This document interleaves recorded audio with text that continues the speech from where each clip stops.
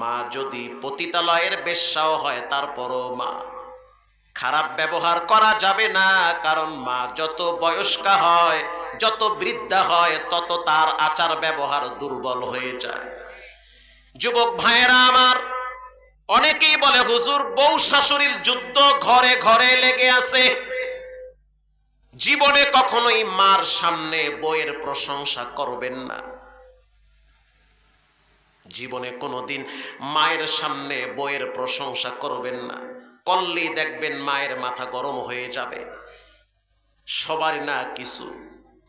মা বাবার সামনে শ্বশুর বাড়ির প্রশংসা করবেন না। দরকার কি করা? মায়ে যদি কয় তোমার বউ বেশি ভালো না, আপনিও কইবেন ঠিকই কইছেন, ওয়ও ভালো না, আমার বাপ মাও ভালো না। মায়ের একটু খুশি রাখেন, একটু পাম মাইরা দেন, সমস্যা কি? তখন মায়ে চিন্তা করবে না, পোলা আমার ঠিক আছে। আর যদি আপনি কন না আমার বউ তো একেবারে স্বর্ণের টুকরা, আর শ্বশুর শাশুড়ি তো তোমার কাছে বেশি আমার দেশে, তখন দেখবা তোমার বাবা মার কলিজা ফাইটা যাবে। তখন তারা চিন্তা করবে পোলারে বুঝি তাবিজ করছে। কথা কন না কা? দরকার কি? বাপ মার কথা ভালো লাগে না, দরকার নাই বাপ মারে কষ্ট দেওয়া। এরকম হয় না আমার ঘরে। তাও মাঝে মাঝে যদি আমার মায়ে বলে তোমার বউ বেশি সুবিধার না, আমি কই ঠিকই কইছেন, একটু সুবিধা না, ওরে আমি সাইজ করে ফেলাবো। মায়ে কয় বাবা থাম থাম থাম থাম, এত রাগ হইস না, কোনটা দুর্ঘটনা ঘটাও, পরে আবার সবাই মিল্লা জেলখানায় যাবো। এখন যদি আমি কই না আমার বউ তো অনেক উত্তম, মায়ে কইব ও তা পানি পড়া তোমারও খাওয়াইছে, পানি পড়া তোমারও খাওয়াইছে। দরকার কি? মহিলাদেরকে খুশি করতে বেশি কিছু লাগে না। আমি তো মাঝে মাঝে কিছু হাদিয়া নিয়ে মায়েরে গিয়ে বলি যে তোমার বৌমা দিছে, অথচ দেয় নাই। হ্যাঁ, তখন স্ত্রীর প্রতি আমার মায়ের ভালোবাসা বেড়ে যায়। ঠিক না ব্যাঠি? মাঝে মাঝে দেখা গেল স্পেশাল কিছু হাদিয়া নিয়ে যায়, এই নাও হুমায়রার মা তোমারে দিছে। আই হায়, কই কি কই কি? হ্যাঁ দিছে তোমারে। তখন তার প্রতি ভালোবাসা বাড়ে। আবার মাঝে মাঝে রাস্তা থেকে কিছু হাদিয়া হুদিয়া কিনা ম্যাডাম রে নিয়ে বলি ধরো তোমার শাশুড়ি দিছে। ও কপাল দিয়ে খুলে গেছে গা আমার। ঠিক না ব্যাঠি? তো স্ত্রীকেও খুশি রাখতে হবে, মাকেও খুশি রাখতে হবে।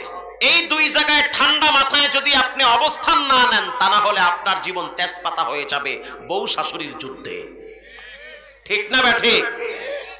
মা বউকে বলবেন যে দেখো তুমি কিছু মনে করিও না, তুমি কিছু মনে করিও না, যা কইছি কইছি, ওটা মায়ের একটু খুশি রাখছি, তোমার মতো বউকে আমি জীবনে পামুনি, তুমি কি মনে করছো? বাস এইটুক পাম মেরা দেন, দেখবেন ফুইলা ফুটবল হয়ে গেছে। ঠিক না ব্যাঠি? প্রিয় ভাইয়েরা আমার, উফিউ ওয়ালা তানহারুহুমা ওয়া কুল লাহুমা কাওলান কারীমা। তোমার মায়ের ভাষা খারাপ, খবরদার তোমার ভাষা খারাপ করবা না।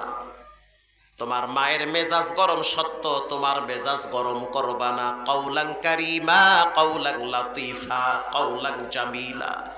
সুন্দর ভাষা ব্যবহার করবা, নরম নরম শব্দ ব্যবহার করবা। এই দুইটা জায়গা হলো গুরুত্বপূর্ণ জায়গা। মায়ের সাথে বেয়াদবি করলে মৃত্যুর টাইমে জবানে কালেমা আসবে না। এমনকি 1400 বছর আগে রাসূলুল্লাহর সাহাবী আলকামার মুখেও কালেমা আসে না। যখন মা ক্ষমা করে দিছে, আলকামার মুখ থেকে কালেমাটা বের হয়ে গেছে। পৃথিবীর মানুষ শুনে নাও,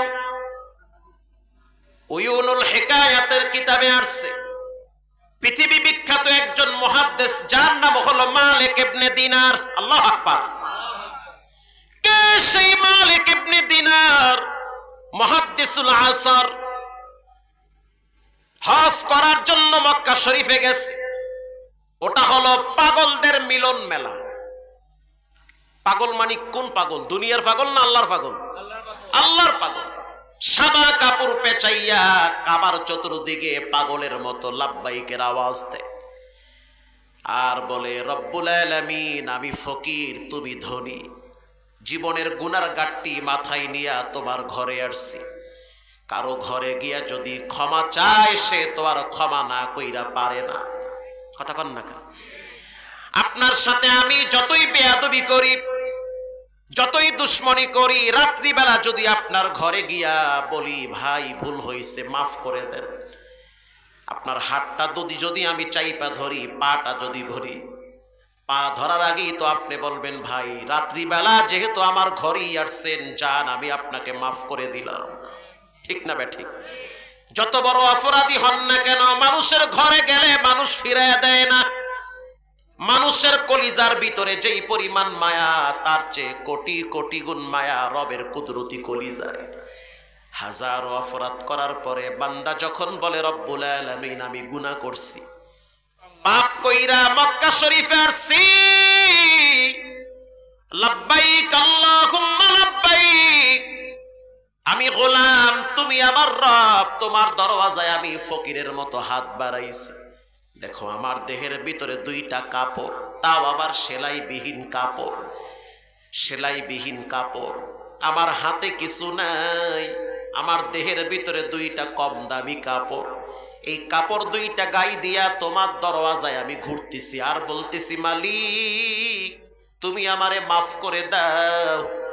যখন মানুষ তার রবের ঘরে গিয়া ক্ষমা চায়, রাসূল বলেন, আত্তাইবু মিনাজ যামবি কামাল্লা যামবালা, যে তওবা করে, মায়ের পেট থেকে বাচ্চা আসলে যেমন নিষ্পাপ, ঠিক তেমনি ভাবে যে তওবা করে, হজ করে, তাওয়াফ করে, তেমনি একেবারে বাচ্চার মতো নিষ্পাপ হয়ে যায়।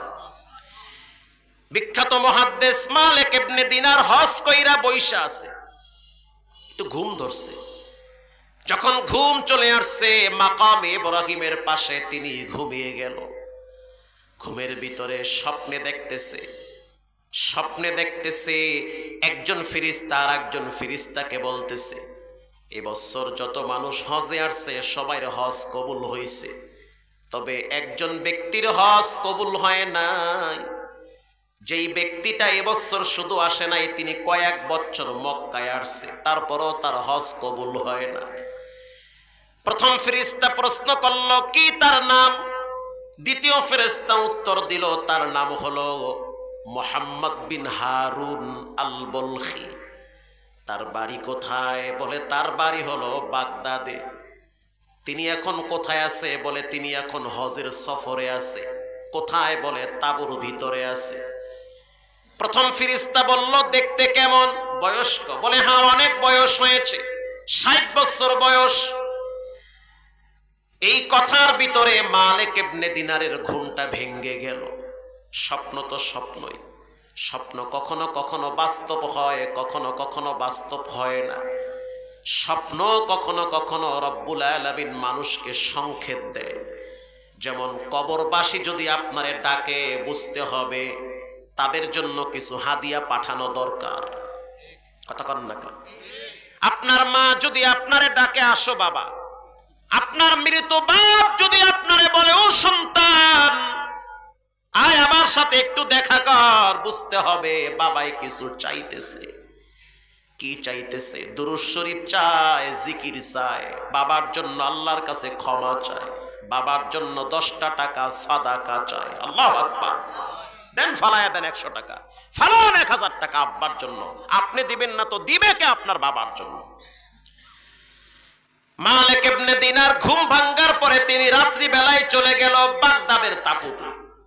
বাগদাদের তাঁবুতে যাওয়ার পর, তার মানে হজের সফরে গেলে ওই যুগে তাঁবু ভাগ করা আছে। এই তাঁবুটা হলো বাগদাদের, এই তাঁবু হলো ইয়ামেনের, এটা হলো দামেস্কের, এটা ইউরোপ থেকে আসছে। যে যেই দেশের ওই দেশের তাঁবু আছে না নাই? যেমন আমরা বাঙালিরা হজে গেলে কোথায় থাকি, কোথায় খাই, আমাদের নির্দিষ্ট কিছু জায়গা, হোটেল আছে না নাই? ওই সময়ও ছিল। মালিক ইবনে দিনার চলে গেল সেই তাঁবুর ভিতরে, গিয়া দেখতে আছে সবাই ঘুমিয়ে আছে। একজন তাঁবুর গেটের সামনে দাঁড়ায়া পাহারা দিতেছে, তার নাম হলো মুহাম্মদ বিন জুবায়ের। সালাম দিল, সালাম দেওয়ার পর প্রশ্ন করলো, ভাই তোমার নাম কি? বলে আমার নাম মুহাম্মদ বিন জুবায়ের। এই তাঁবুর ভিতরে যারা আছে তাদের বাড়ি কোথায়? বলে সবাই আসছে বাগদাদ থেকে, তুমি কেন পাহারা দাও? বলে সবাই তো ঘুমায় গেছে, আমাকে পাহারার দায়িত্বে রাখছে। তো আমি জানতে চাই এই তাঁবুর ভিতরে মুহাম্মদ বিন হারুন আল বলখি এমন কোন ব্যক্তি আছে নাকি? যুবক তাকায় রইছে। মালিক ইবনে দিনার আবার প্রশ্ন করলো, যুবক শুনে নাও, মুহাম্মদ বিন হারুন আল বলখি এই তাঁবুর ভিতরে আছে নাকি?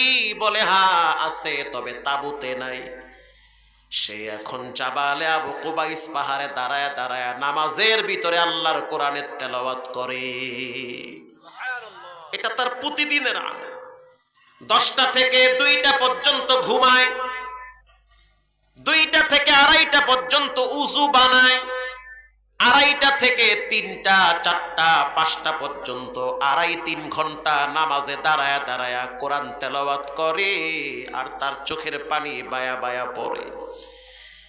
তাকে দেখার জন্য চিহ্ন হলো তার একটা হাত নাই, তার চোখের নিচে কালো কয়েকটা দাগ আছে। এটা দেখলেই চিনবেন তার নাম হলো মুহাম্মদ বিন হারুন।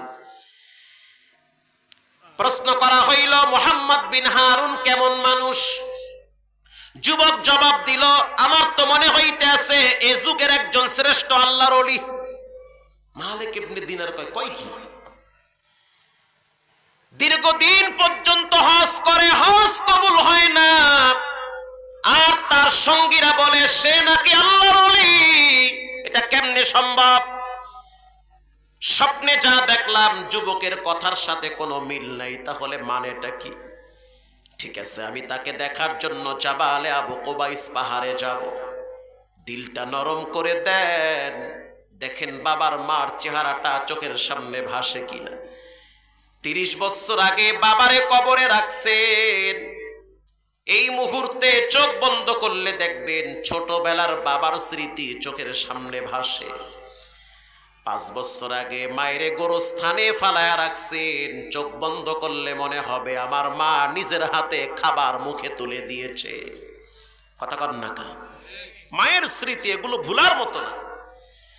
মালিক ইবনে দিনার বলেন, আমি চলে গেলাম জাবালে আবু কুবাইস পাহাড়ে। গিয়া দেখলাম কালো একটা চাদর গায়ে দিয়া চুল পাকা একজন মানুষ দাঁড়ায় রইছে নামাজে। আমি পিছনে দাঁড়ায় রইলাম। পিছনে যখন দাঁড়াইলাম, দাঁড়াবার পরে তার কণ্ঠে আমি কোরআনের আওয়াজ স্পষ্ট শুনতে পাইতেছি। মৃদু আওয়াজে তিনি তেলাওয়াত করেন।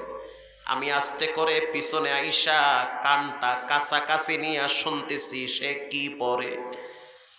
মালিক ইবনে দিনার বলে, আমি শুনতেছি সে জিহ্বা লড়ায় লড়ায় পড়তেছে একটা আয়াত বারবার পড়ে, রব্বির হামহুমা কামা রব্বায়ানি সগীরা। এটা কিন্তু কোরআনের আয়াত, এটা কিন্তু দোয়া না। এটা কিসের আয়াত? কোরআনের আয়াত। এটা হাদিসের কথা না, কোরআনের কথা।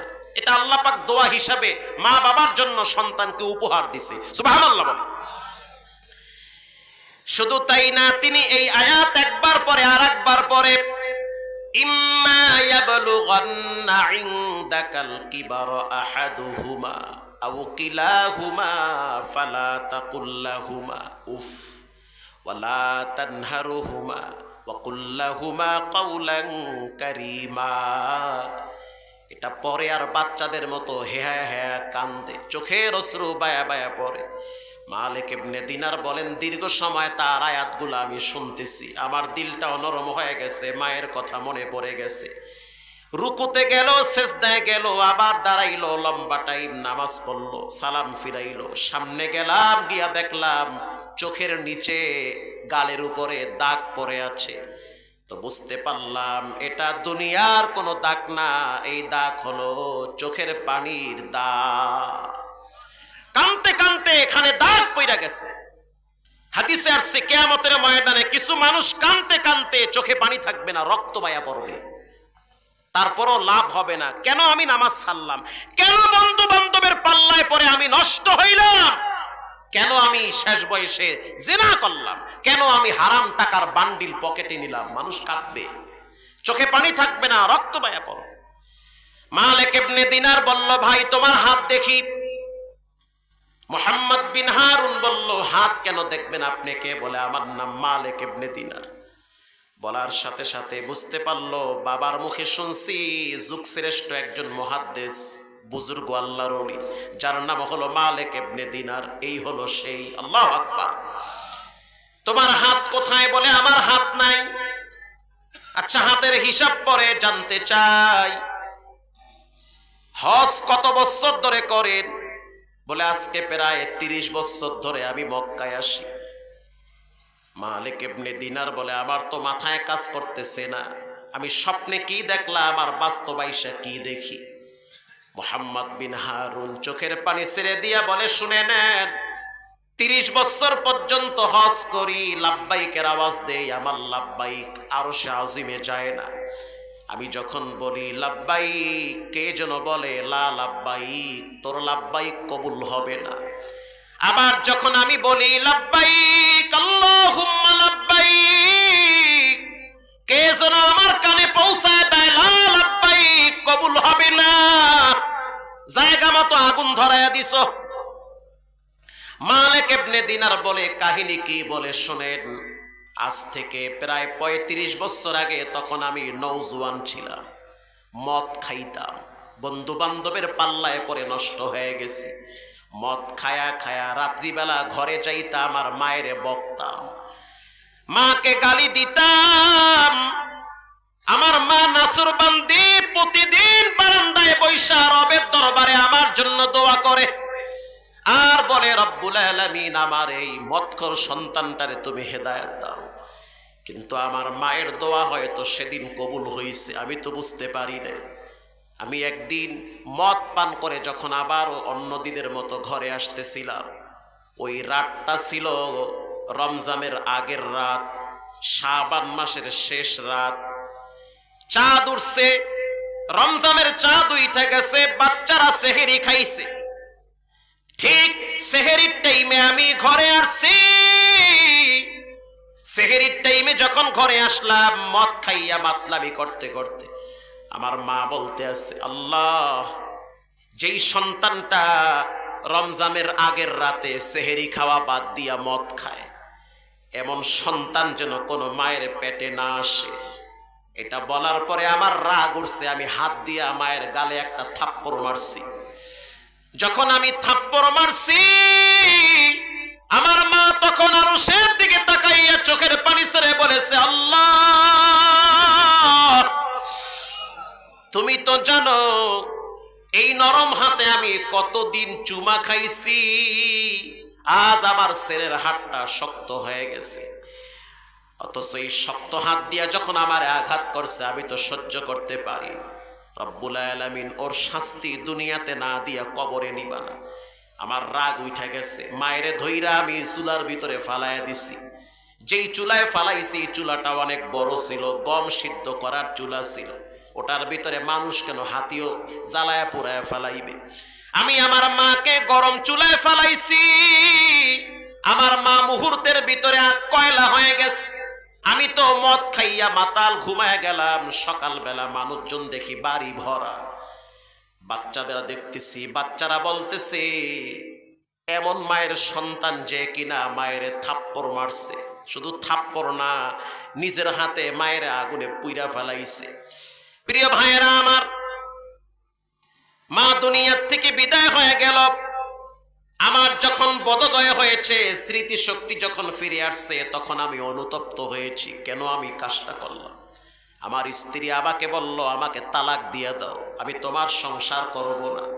আমার বাচ্চা ছিল দুইটা বাচ্চা বলল, তোমার জীবনে আব্বা বলে ডাকবো না। এত বড় অপরাধ তুমি দাদির সাথে কেন করলা? স্ত্রী চলে গেছে, বাচ্চারাও চলে গেছে, আল্লাহর বিচার শুরু হয়ে গেছে।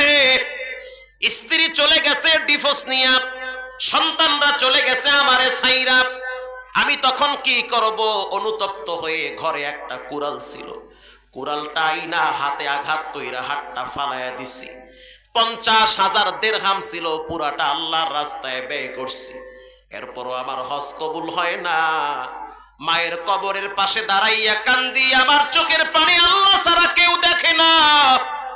মনের ভিতরে যেই কষ্ট কারো কাছে বলতেও পারি না, সহ্য করতে পারি না। ও মালিক, আমি কি করব, কার কাছে যাব? মালিক ইবনে দিনার বলল, একটা কাজ করো, তুমি মক্কায় কয়দিন আছো? বলে আমার তো সময় শেষ, আমি দেশে যাব। বলে একটা কাজ করো, তুমি নবীজির রওজার পাশে গিয়া নবীরে সালাম দাও।